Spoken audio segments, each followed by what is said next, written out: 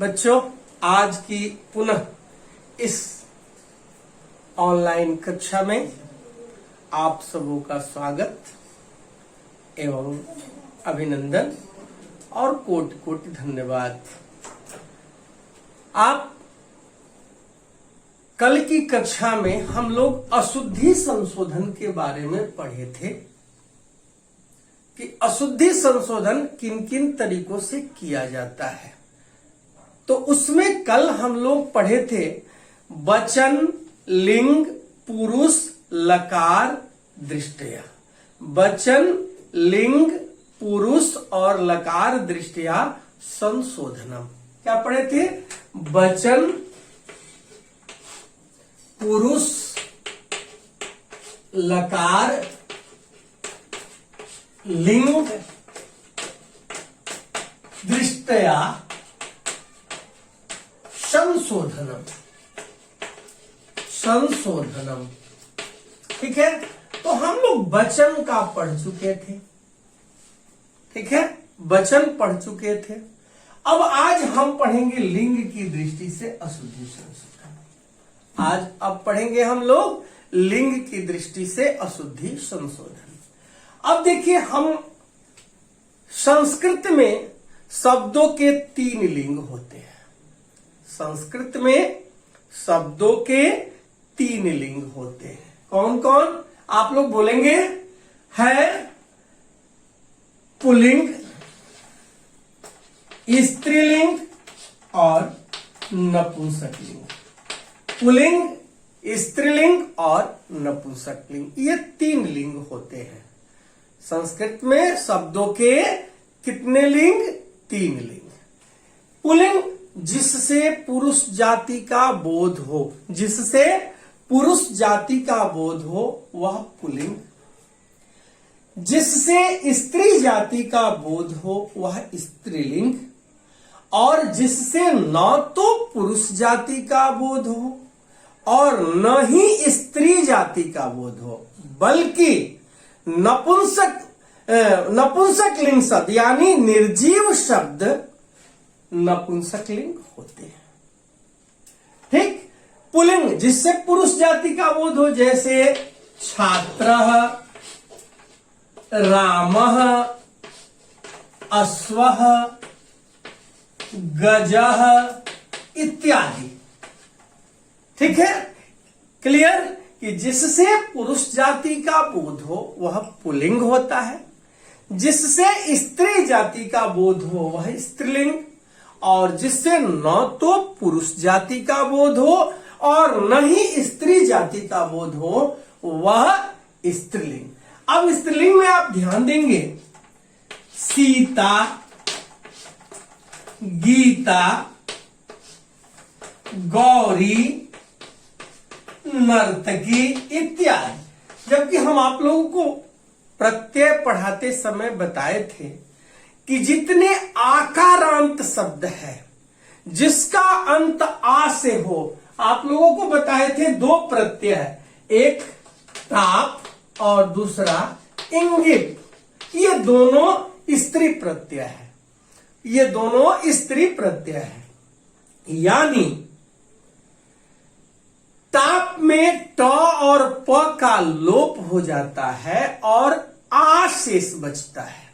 ताप में ट और प का लोप हो जाता है और आ शेष बचता है, जो किसी भी पुल्लिंग शब्दों से जोड़कर स्त्रीलिंग बन जाता है। इंगित में अंग और प का लोप हो जाता है और बड़ी ई शेष बच जाता है। तो ध्यान देंगे, सीता शीत जोड़ टाप, गीता गीत जोड़ टाप, गौरी गौर जोड़ इंगित, नर्तकी नर्तक जोड़ इंगित। अब आते हैं हम नपुंसकलिंग। नपुंसकलिंग वे शब्द होते हैं जो न तो पुल्लिंग होते हैं और न ही स्त्रीलिंग होते हैं। अर्थात निर्जीव वस्तु ही प्रायः नपुंसकलिंग होते हैं। जैसे धनम, धनम, पुस्तकम, भवनम इत्यादि। धनम, धनम, पुस्तकम, भवनम इत्यादि, ये हमारे नपुंसक। अब हम आएंगे और अपना आगे बढ़ते हुए कि पुल्लिंग, स्त्रीलिंग और नपुंसक लिंग, इन शब्दों से हम अशुद्धि संशोधन कैसे बनाएंगे। ये 4 नंबर के अशुद्धि संशोधन आते हैं। तो ध्यान देंगे। अब अशुद्धि संशोधन के लिए अब हम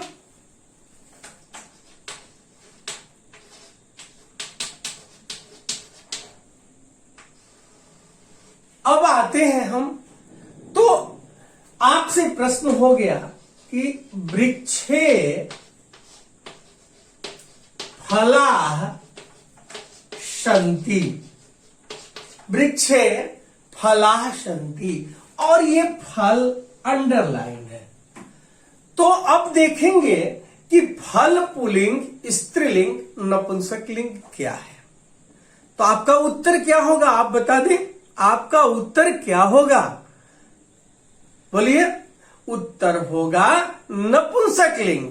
तो ये बहुवचन है, तो फल का प्रथमा विभक्ति बहुवचन में फलम, फले, फलानि। फलः, फले, फलः नहीं होता है। बालकः, बालको, बालका नहीं होता है। फलम, फलौ, फलः नहीं होता। क्या होता है, फलम, फले, फलानि। तो आपका उत्तर होगा फलानि। क्या उत्तर होगा, फलानि। अगला उदाहरण आपसे है कि मम मित्रः मूर्खः अस्ति। मम मित्रः मूर्खः अस्ति, और आपका अंडरलाइन है मित्र। अब आपसे अगला प्रश्न हमारा है कि क्या मित्र पुल्लिंग, स्त्रीलिंग, नपुंसक लिंग क्या होता है, बोलिए। तो आप सीधा कहेंगे कि मित्र जो शब्द होता है वह नपुंसक लिंग होता है। मित्र जो शब्द होता है, ध्यान रखिएगा और याद रखिएगा कि मित्र जो शब्द होता है वह नपुंसक लिंग होता है। इसलिए यहां मित्र की जगह, इसका ध्यान दीजिएगा, मित्र की जगह होगा मित्रम। मम मित्रम मूर्खः अस्ति। अगला उदाहरण आपसे करते हैं कि धनिकस्य भृत्यं पत्रम आनयति। धनिकस्य भृत्यं पत्रम आनयति, और ये भृत्यम अंडरलाइन है। अब भृत्यम अंडरलाइन है। अब देखिए, धनिक का भृत्य मतलब नौकर पत्र लाता है। तो नौकर, भृत्य मतलब नौकर, नौकर पुल्लिंग, स्त्रीलिंग, नपुंसक लिंग क्या होगा तीनों में। तो आप ध्यान देंगे, ये नौकर नपुंसक लिंग तो नहीं होगा क्योंकि यह निर्जीव नहीं है। दूसरा, हम नौकरानी नहीं कह रहे हैं, नौकर कह रहे हैं, तो स्त्रीलिंग नहीं होगा। सीधा सीधे क्या होगा, पुल्लिंग। तो भृत्यम एक नौकर है, एक नौकर है, तो यहां उत्तर होगा भृत्यः। क्या होगा, भृत्यः। मम भृत्यः पत्रम आनयति। मम भृत्यः पत्रम आनयति। अब अगला उदाहरण हम लोग देखेंगे। अगला उदाहरण देखेंगे। अगला उदाहरण कहता है कि अग्नि शीतला भवति। अग्नि शीतला भवति, और शीतला अंडरलाइन है। शीतला अंडरलाइन है। आपका उत्तर क्या होगा, अग्नि पुल्लिंग है। ये शीतला, आप ध्यान देंगे, शीतला को तोड़ते हैं तो होता है शीतल जोड़ टाप। शीतल जोड़ टाप आप लोगों को याद भी होगा। तो शीतल जोड़ टाप, ये पुल्लिंग, ये स्त्रीलिंग, दोनों में मेल होता है, बोलिए, नहीं होता है। तो यहां अग्नि शीतला भवति, तो शीतला को हम करेंगे शीतलः, अग्नि शीतलः भवति, अग्नि शीतलः भवति। अगला है वृक्षैः उद्यानः शोभते, वृक्षैः, अगला है वृक्षैः उद्यानः शोभते, वृक्षैः उद्यानः शोभते। उद्यानः अंडरलाइन हो गया, उद्यानः अंडरलाइन हो गया। अब बताइए कि उद्यान जो है वह पुल्लिंग है, स्त्रीलिंग है या नपुंसकलिंग है? पहली बात, उद्यान मतलब बगीचा, बगीचा पुल्लिंग नहीं होगा, बगीचा स्त्रीलिंग नहीं होगा, क्योंकि पुल्लिंग और स्त्रीलिंग, जिससे पुरुष जाति का बोध हो वह पुल्लिंग, जिससे स्त्री जाति का बोध हो वह स्त्रीलिंग, और जिससे न तो पुरुष जाति का बोध हो और न ही स्त्री जाति का बोध हो, बल्कि निर्जीव वस्तुओं से नपुंसकलिंग होता है। अब बताइए, उद्यान को कहते हैं कि सात्विक उद्यान को लेके आओ, तो आप बगीचे में जाओगे और बगीचा को माथा पर उठाओगे, लेके आ जाओगे? बोलो, संभव है? नहीं। यदि हम कहते हैं कि अपने घर को लेके हम दूसरी बात, भवनम, भवन मतलब घर, घर को माथा पर उठाओ लेके आओ, संभव है? तो ये निर्जीव है। तो उद्याना की जगह आपका उत्तर होगा उद्यानम, वृक्षैः उद्यानम शोभते, वृक्षैः उद्यानम शोभते। अगला है बालः पुष्पान् त्रोटयति, बालः पुष्पान् त्रोटयति, और ये पुष्पान अंडरलाइन है। अब आप लोग अपने बताएंगे कि क्या फूल पुल्लिंग है? उत्तर मिलेगा नहीं। क्या फूल नपुंसकलिंग है? क्या फूल स्त्रीलिंग है? आपका उत्तर मिलेगा नहीं। क्या फूल नपुंसकलिंग है?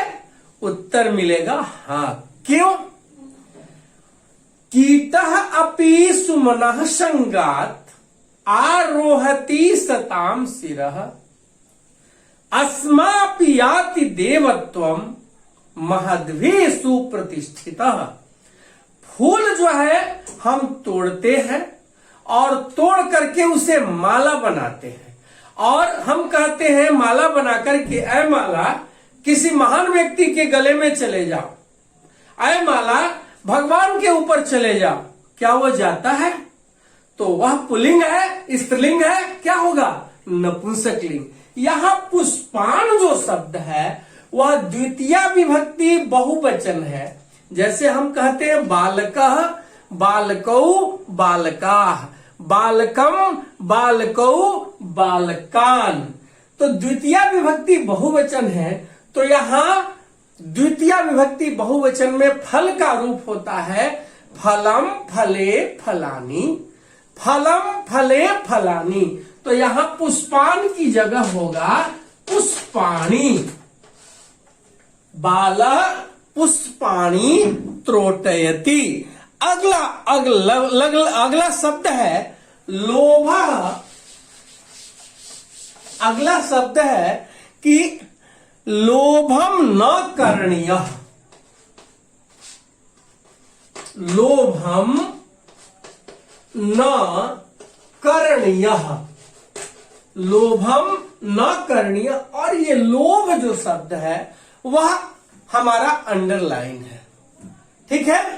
अब अंडरलाइन है तो लोभ नहीं करना चाहिए। अब हम बताएंगे कि क्या लोभ जो शब्द है वह पुल्लिंग है, स्त्रीलिंग है, नपुंसकलिंग है? क्या है? आप बता सकते हैं कि लोभ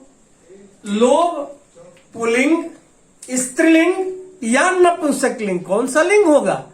तो ध्यान देंगे, यहां यदि हम कहते हैं कि लोभम न करणीया। ठीक है, तो एक है पुल्लिंग और दूसरा है स्त्रीलिंग। तो जब पुल्लिंग करणीय है तो ये हो जाएगा लोभः। क्या होगा? लोभः। ठीक है, और यहां लोभम न करणीय तो हो जाएगा लोभ।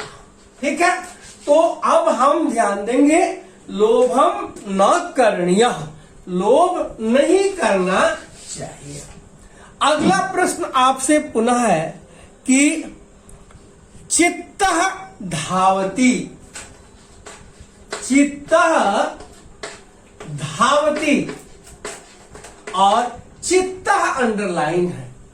तो चित्त जो शब्द होता है वह नपुंसकलिंग होता है, तो यहां चित्तः की जगह होगा चित्तम धावति, चित्तम धावति। अगला है कि अगला शब्द आप लोग फिर से ध्यान देंगे, आपको उदाहरण के द्वारा हम समझा रहे हैं। धर्मः आचरणीयम, धर्मः आचरणीयः, आचरणीयम। तो अब ध्यान देंगे कि धर्मः आचरणीयम शब्द है कि तो हमारा धर्मः आचरणीयम, तो धर्म ये पुल्लिंग है, यहां नपुंसकलिंग हो जा रहा है। तो आचरणीयम की जगह हम करेंगे आचरणीय, आचरणीय।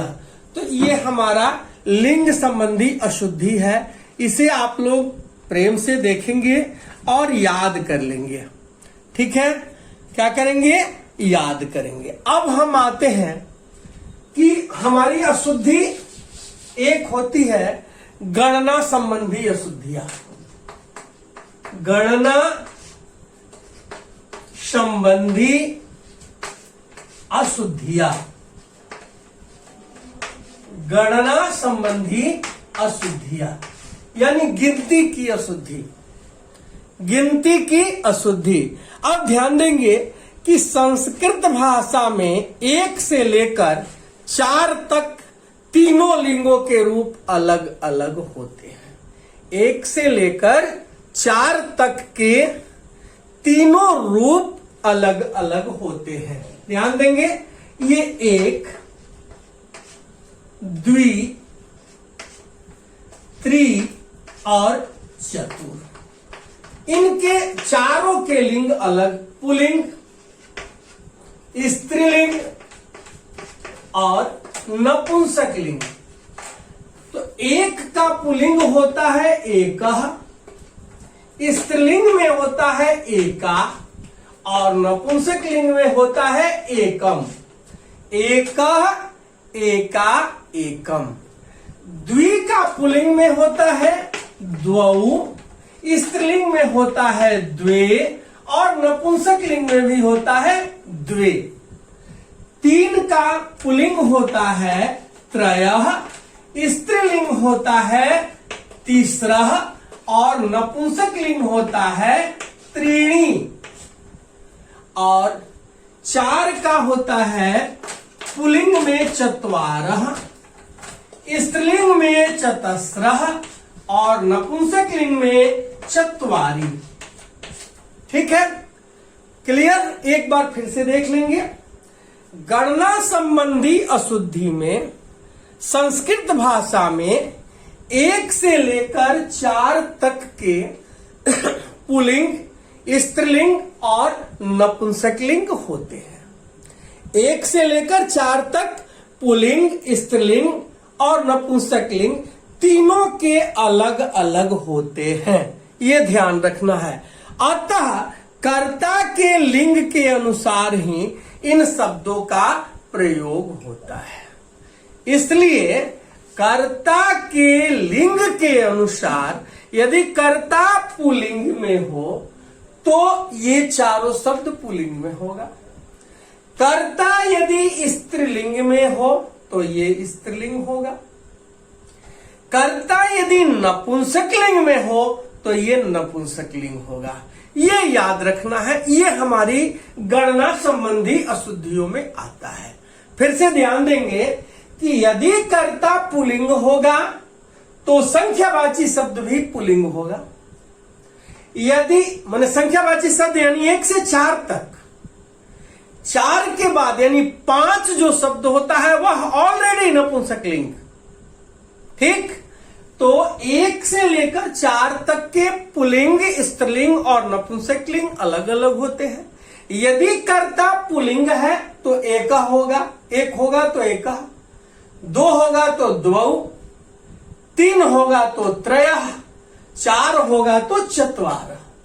यदि कर्ता स्त्रीलिंग है तो 1 होगा तो एका, 2 होगा तो द्वे, 3 होगा तो तीसरा, 4 होगा तो चतस्रा।